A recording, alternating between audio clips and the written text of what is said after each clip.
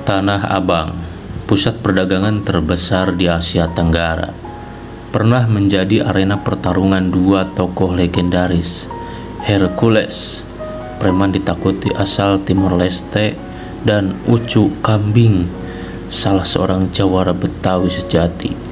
Siapa sebenarnya Ucu Kambing yang berhasil menaklukkan Hercules? Mari kita telusuri kisahnya.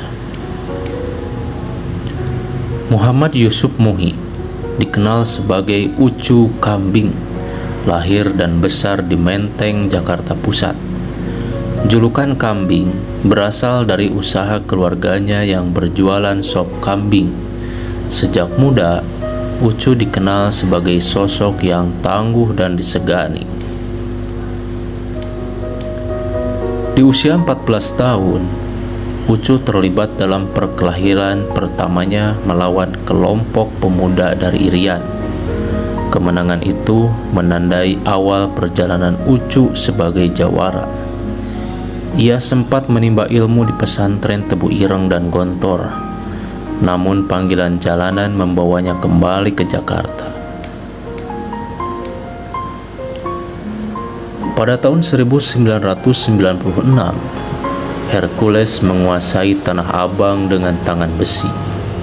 Namun, tindakan pemerasan dan kekerasan yang dilakukan kelompoknya memicu perlawanan. Ucu Kambing memimpin warga Betawi untuk merebut kembali wilayah mereka.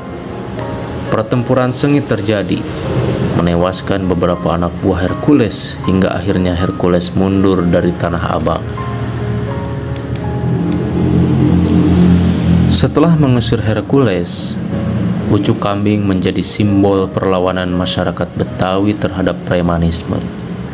Ia aktif dalam kegiatan sosial dan menjadi penengah dalam berbagai konflik, termasuk antara Gubernur Ahok dan pedagang kaki lima di Tanah Abang. Ucu Kambing meninggal dunia pada tanggal 2 Januari 2024 di usia 76 tahun. Keberaniannya dalam melawan ketidakadilan menjadikannya sosok yang dikenang sepanjang masa. Banyak yang menganggapnya sebagai pahlawan lokal yang berjuang untuk keadilan. Ada cerita menarik dari salah satu anaknya Bang Ucu, yaitu Cato Badra Mandrawata alias Bang Catu. Ayahnya merupakan sosok petarung andal yang pernah berseteru dengan Rosario de Marsal alias Hercules pada tahun 1990-an. Menurut Catu, siapapun yang berkelahi dengan Bang Ucu akan lari kocar kacir sebelum perang dimulai. Ucu Kambing dari tahun 70-an di masa mudanya udah mulai jadi jagoan. Keluar dari pesantren di Tebu Ireng, pergaulanlah anak muda zaman dulu, mabuk, minum, akhirnya bersentuhan dengan preman-preman, penjahat-penjahat. Tapi Babeh bisa menang lanjutnya, kata anak sulungnya Bang Ucu. Menurut cerita dari Bang Ucu, anaknya Bang Ucu ini, Bang Ucu itu nggak pernah satu lawan satu. Kalau berantem, pasti satu lawan sekampung. Sampai kadang-kadang pula pulang bawa senjata tajam ke rumah sekarung, 2 karung, dikumpulin dari hasil itu karena mereka lawannya kabur. Hercules dan para anak buahnya adalah salah satu kawanan yang berhasil didepak mundur oleh Ucu Kambing lantaran tindakannya yang meresahkan.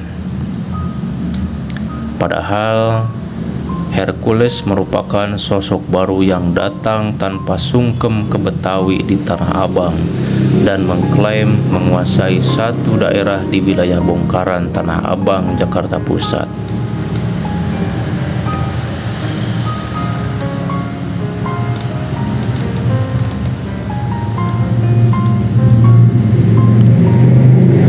Lama-kelamaan, Hercules dan anak buahnya sampai meresahkan pembunuhan, pemalakan ke warga Tanah Abang. Supaya aman, damai, nyaman, terpaksa akhirnya Hercules diusir pergi oleh Ucu Kambing. Kala itu ada satu perang besar yang dikomandoi oleh Ucu Kambing lantaran anak buah Hercules berniat membakar wilayah Jati Baru Tanah Abang. Perang terjadi cukup panas hingga membuat puluhan anak buah Hercules meregang nyawa.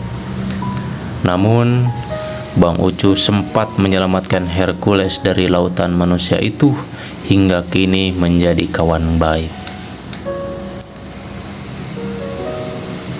Sebelum kerusuhan 1998, isu yang benar itu wilayah Jati Baru mau dibakar sama grupnya Hercules. Tapi alhamdulillah Hercules dirangkul oleh Babe, jadi selamat, kata Bang Catu. Bang Catu membenarkan jika Hercules itu sebenarnya orangnya baik. Hanya saja para anak buahnya yang kerap melakukan pemalakan, pembunuhan, dan tindakan keji lainnya. Karena aksi heroik tersebutlah nama Bang Ucu alias Ucu Kambing sebagai legenda jawara Betawi mulai muncul. Dia mulai melahirkan dan membina tokoh-tokoh di wilayah Tanah Abang hingga menyentuh panggung pemerintahan. Haji Lulung adalah salah satu binaannya. Bang Ucu nggak mau terikat orangnya atau ditawari masuk ke pemerintahan. Jadi Haji Lulung lah yang naik diangkat di pemerintahan. Saking kuatnya pertahanannya sebagai sosok yang masyhur di tanah Betawi, sejumlah menteri di kabinet Soeharto kala itu kerap datang ke rumahnya untuk menawari Bang Ucu jabatan. Kendati begitu, Bang Ucu menolak.